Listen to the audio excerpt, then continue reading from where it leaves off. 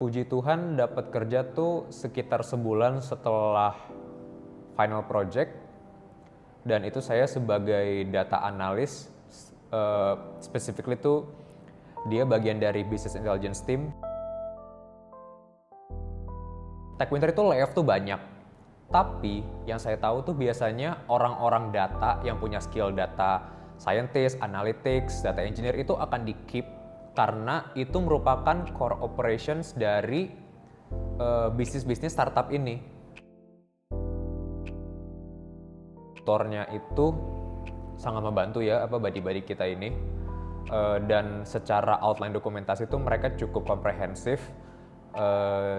cukup terstruktur juga step by step, dari belajar yang pendekatan logic ngoding sampai akhirnya kita belajar kompleks algorithms itu udah cukup teratur.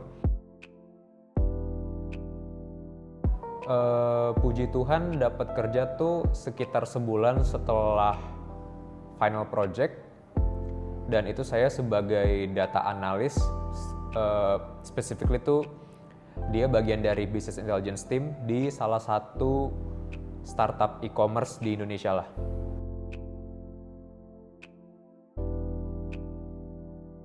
Karena gue lihat sih Hacktiv tuh outline programnya cukup jelas ya dibandingin bootcamp yang lain. Gue ngerasa ini yang paling cocok dengan apa yang gue cari gitu. Final project tuh kita bikin, kita ngitung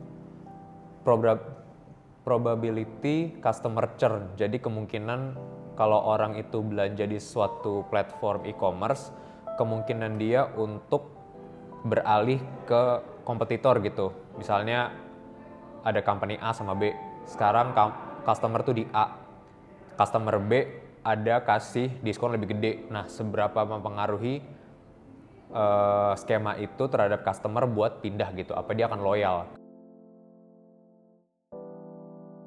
Skill technical saya yang which is data science yang saya belajar di Hacktiv itu membuka peluang untuk saya akhirnya dapat role yang sekarang, di mana itu lebih manajerial juga, karena saya udah mengerti fondasi dari datanya itu. Jadi kan pengolahan data kan adalah sesuatu yang diambil dari daily operations ya, semua tuh punya datanya.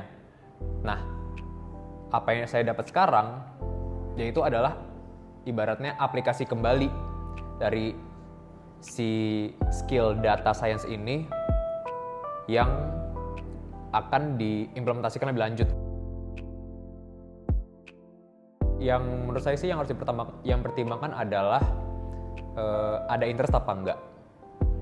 Bukan ada interest suka atau enggak, tapi apakah ada interest dan kemauan untuk mempelajari hal-hal baru dan mengerti itu.